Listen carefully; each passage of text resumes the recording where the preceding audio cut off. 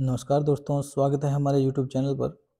जैसा कि आप सभी को पता है कि सीईटी का एग्ज़ाम अभी होने वाला है, तो अभी 2025-26 का जो बजट है वो भी पेश किया जा चुका है, जो हमारे मुख्यमंत्री माननीय श्री नायब सैनी जी ने किया है। तो इस वित्त वर्ष जो 2025-26 है, इसमें क्या-क्या मुख्य बिंदु हैं, किन-किन चीज़ों पर काम किया जाएगा, तो इसी के बारे में चर्चा करते हैं। और इनमें से हरियाणा का आने वाला चाहे कोई भी एग्ज़ाम हो, एईटी, एचटेट या कोई भी एग्ज़ाम, इनमें से कोई ना कोई प्रश्न जरूर पूछा जाएगा। तो चलिए शुरू करते हैं। हरियाणा के मुख्यमंत्री ने वर्ष 2025-26 के लिए राज्य का बजट पेश किया है, जिसमें सतत विकास और आर्थिक विस्तार को बढ़ावा देने के उद्देश्य से व्यापक योजना का प्रस्ताव किया गया है। जो इसके मुख्य बिंदु हैं वो क्या क्या हैं, इन पर चर्चा करते हैं। जो बजट पेश किया गया है, कुल बजट परिपक्व की जो कुल बजट है वो कितना है 2025-26 का। कुल बजट जो है 2025-26 के लिए 2,05,017.29 करोड़ का व्यय प्रस्ताव जो है इस बार पास किया गया है कि इस बार हरियाणा में टोटल इतना पैसा जो है वो खर्च किया जाएगा। जो 2024-25 में जो संशोधित हुआ था, जो 2024-25 में बजट पेश किया गया था, उसमें वृद्धि की गई है। और कितनी वृद्धि की गई है? 13.7% वृद्धि की गई है। जो पीछे था उससे बढ़ाकर इस बार दिया गया है। तो आगे जो इसके मुख्य बिंदु हैं वो क्या क्या हैं? भविष्य विभाग।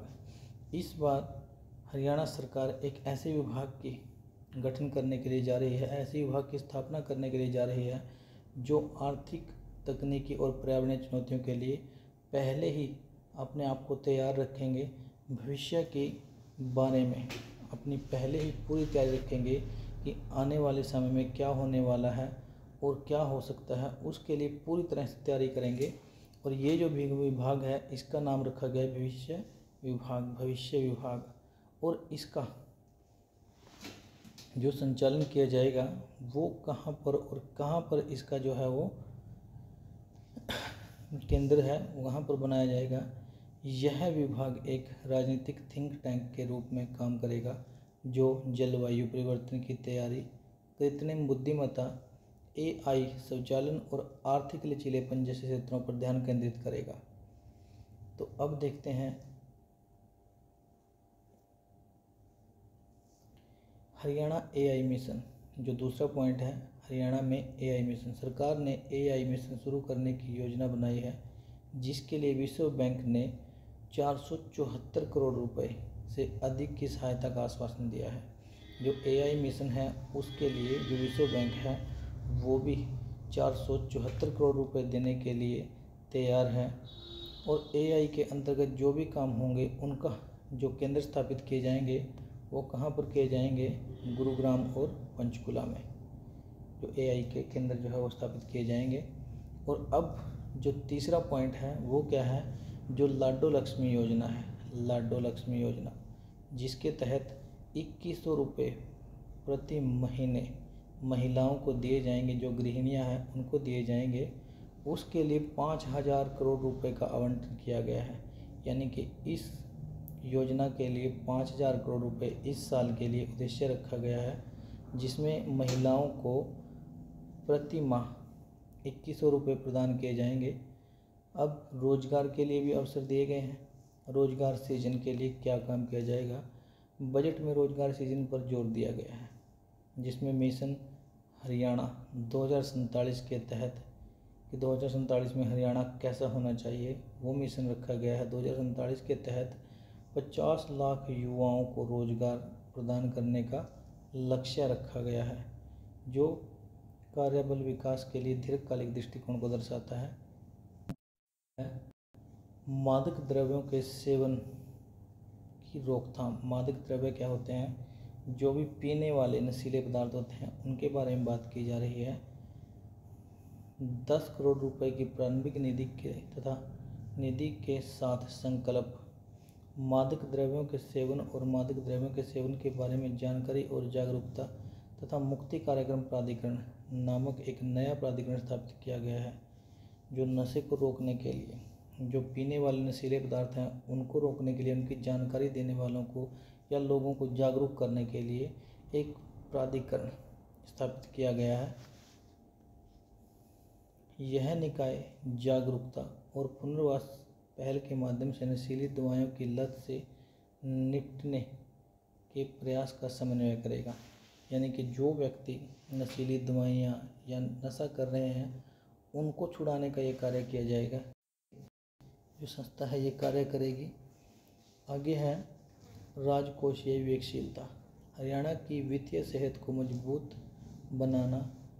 पिछले दशक में हरियाणा में उल्लेखनीय राजकोषीय अनुशासन का प्रदर्शन हुआ है। पिछले 10 सालों में कह रहे अच्छा प्रदर्शन हुआ है। राजस्व का जो घाटा था, जो कुछ घाटा रहा, उसमें कितना परिवर्तन आया उसके बारे में बताया जा रहा है। राजस्व घाटा 2014-15 सकल घरेलू उत्पाद में 1.90% से घटकर अब जो पहले 1.09% घाटा था, अब वो कितना रह गया है 2024-25 में अनुमानित 1.47% हो गया है। कुल बजट के प्रतिशत के रूप में अगर बात की जाए तो 13.4 से घटकर जो 2014-15 में 13.4 था, इन 10 सालों के दौरान अब यह घटकर कितना रह गया 9.9 रह गया है। क्योंकि ये कह सकते हैं कि जो नुकसान था, जो घाटा था, उसमें भी कमी आई है। इसी प्रकार राजकोषीय घाटे को भी लगातार प्रबंधित किया गया है, जो 2014-15 में 2.88 से घटकर 2024-25 में 2.68 हो गया है। अब एथलीट्स जो हैं, जो खिलाड़ी हैं हमारे, उनके लिए भी इस बार प्रावधान किए गए हैं। और वो क्या किए गए हैं? एथलीटों के लिए सहायता। राष्ट्रीय और अंतर्राष्ट्रीय एथलीटों को 20 लाख रुपए तक का मुफ्त बीमा कवरेज। राष्ट्रीय तथा अंतर्राष्ट्रीय एथलीटों को 20 लाख रुपए का मुफ्त बीमा कवरेज मिलेगा, जिसका प्रीमियम सरकार खुद भरेगी। जो किस्त होगी उनकी वो सरकार खुद भरेगी और 20 लाख रुपए तक का उनका जो है बीमा किया जाएगा। ओलंपिक पदक विजेताओं को अपना व्यवसाय शुरू करने के लिए, जो भी ओलंपिक खेल कर आए होंगे और कोई ना कोई पदक जीत कर लेके आएंगे, उनके लिए 10 लाख रुपए प्रदान किए जाएंगे कि वे अपनी खेल अकादमी स्थापित करने के लिए 2% सब्सिडी के साथ 5 करोड़ रुपए के ऋण के लिए पात्र होंगे वे।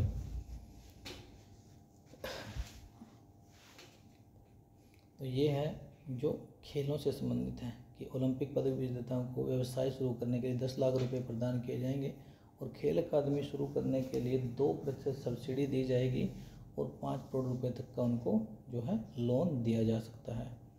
बुनियादी ढांचे का विकास। बुनियादी ढांचे के लिए महत्वपूर्ण निवेश की योजना बनाई गई है, जिसमें कई शहरों में बहुस्तरीय पार्किंग सुविधा का विकास और गुरुग्राम में एक नई मेट्रो लाइन शामिल है कि इस वर्ष गुरुग्राम में एक नई मेट्रो की लाइन की भी जो है इस बार घोषणा की गई है कि गुरुग्राम में एक और नई मेट्रो लाइन जो है उसका निर्माण किया जाएगा। और सिरसा हवाई अड्डे से अयोध्या, सिरसा जो हवाई अड्डा है वहाँ से अयोध्या, जयपुर, चंडीगढ़, अहमदाबाद और जम्मू जैसे स्थानों के लिए उड़ान सेवाएं भी इस बार उपलब्ध करवाने के बारे में सोचा जा रहा है कि सीधा हिसार से अयोध्या, जयपुर, चंडीगढ़, अहमदाबाद और जम्मू के लिए सीधे ही हवाई यात्रा कर पाएंगे। आगे है कृषि और ग्रामीण अर्थव्यवस्था को मजबूत करना। हरियाणा एक कृषि प्रधान राज्य है, इसलिए बजट में कृषि विकास को प्राथमिकता दी गई है। महिला डेयरी किसानों को, जो महिलाओं के लिए है, महिला डेयरी किसानों के लिए 1 लाख रुपए तक का ब्याज मुक्त ऋण, यानी कि महिलाओं को डेयरी के लिए 1 लाख रुपए का लोन बिना ब्याज के दिया जाएगा। नई बागवानी नीति और हिसार हवाई अड्डे पर बागवानी उत्पादों के लिए एयर कार्गो सुविधा। हिसार हवाई अड्डे पर नई बागवानी नीति और हिसार हवाई अड्डे पर बागवानी उत्पादों के लिए एयर कार्गो सुविधा जैसी पहल इस बार की जा रही है। ये प्रश्न में से कुछ भी पूछा जा सकता है कि हिसार हवाई अड्डे पर बागवानी उत्पादों के लिए क्या सुविधा जो है उपलब्ध करवाई गई है। तो एयर कार्गो जो है सुविधा उपलब्ध करवाई जाएगी।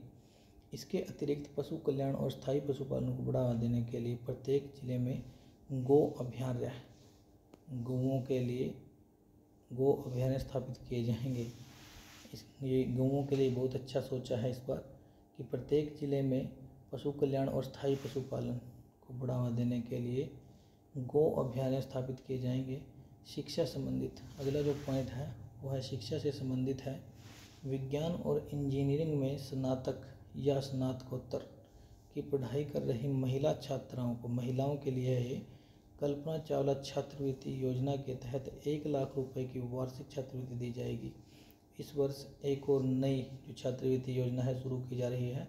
इसका क्या नाम है? कल्पना चावला छात्रवृत्ति योजना, जिसमें 1 लाख रुपए की वार्षिक छात्रवृत्ति जो है लड़कियों को दी जाएगी जो तकनीकी क्षेत्र में जो शिक्षा प्राप्त कर रही हैं। स्टार्टअप को सशक्त बनाना।